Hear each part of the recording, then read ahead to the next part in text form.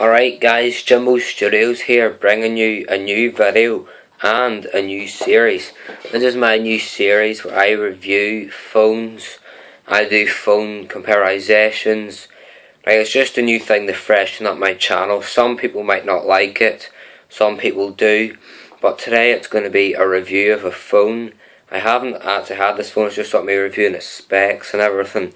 And the phone I'm going to be doing today is the Nokia Lumia 925. Now this Nokia Lumia, it was announced back in May and it was only being released in June. So it's like, you know, a new phone. It's like near 2 months old, so it's not that old of a phone. So let's just go over specs. Now if you see me look up, it's just that I have its things up here just to remind me what they are.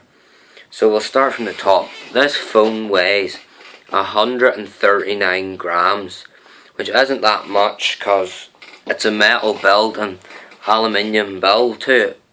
So like, it's metal and it's 139 grams, and apparently it's one of its slimmest Lumias yet, so that's winning for if you want a Lumia because it's quite light. Then its display, it's got a AMOLED display, not a Super AMOLED like the S3, S4s. It's only got an AMOLED display with 768 by 1280, and if you want to go down to PPI, it's 334 PPI. The screen size of the phone is 4.5 inches, which is a big display. Like, people used to want really tiny phones. Like, look down back to the 4S, it was like 3.5. People wanted small compact phones, but now phones are getting bigger, so this is a 4.5 inch display, and the glass that's protecting it is Gorilla Glass 2, which is a very protective glass for dropping it, scratching it. Very protective. I'm sorry that I have to look up here all the time, it's just so I don't give you wrong specs. It's got a 16GB internal memory. Now 16GB, people may say, oh, that'll take a while to fill up, but like, I'm using my phone here, it's only 16GB and it can't handle the YouTube videos I make, so I have to keep deleting them so I can do more. So 16GB isn't the best. And then I couldn't see if you could upgrade it through micro SD, so you might have to look it up yourself. It's got 1 gig of RAM, which is, it's alright, because other phones just have lower than that, so 1 gig of RAM's alright, but you would have suspected 2 because most new phones are coming out with 2. It's got NFC, which is a very handy feature. I've got it on my phone, the S3 NFC, and I use it through S-Beam, so I just like just say my friend has an S3, S4 or S2 even. You just touch the phones together, click the screen, and it automatically sends. It's far faster than Bluetooth, far more efficient than Bluetooth. You've got an 8.7 megapixel camera rear facing that shoots in 1080p, which is very nice quality. Most cameras went from like 8, they just stayed at 8 and then went up.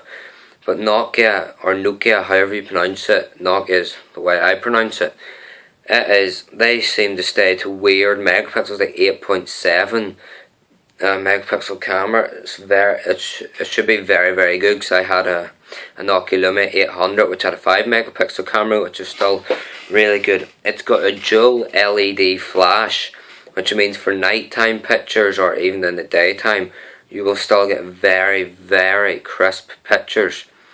It's got a 1.2 megapixel front facing camera, which I believe shoots in 720p, which is still very good. Like, mine's here shooting in 720p. It may not be the best, but I need to invest in some better recording quality, but from now this is what I'm stuck with.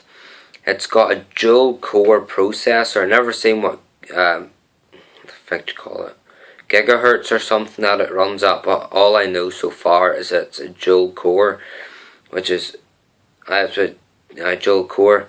Wireless charging is optional, so you can use wireless charging on it if you want, which would be very handy, less wires lying around your room. I would preferably use the wireless charging if I had the device. So let's move on. It's got a 2000 milliamp hour battery, which is very good. Mine is running a 2100. It's hard to remember this, but as far as I know, mine is a 2100 milliamp powered battery, which is very good. It lasts me all day on the highest screen brightness. It lasts me all day. So for a small screen display and everything, for the Nokia, it should last you all day.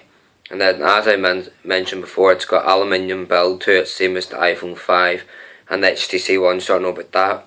Its operating system is the new Windows Phone 8.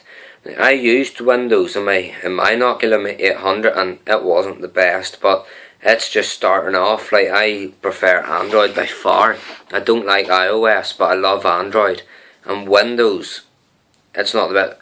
It's got like barely any apps on it whatsoever that you would like desire. It's got nothing that you would want.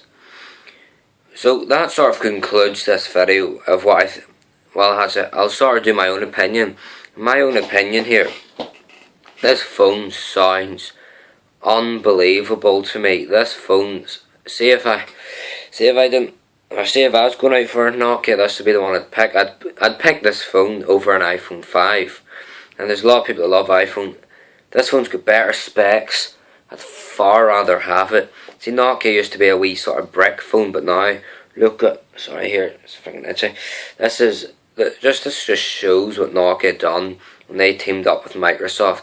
Look at the phones they are producing. So guys, I hope you enjoyed this video. I'll be making far more. This is just a running on series. I hope you enjoyed this video. If you did, like and subscribe. And for people, don't you worry, the free game giveaway is still running.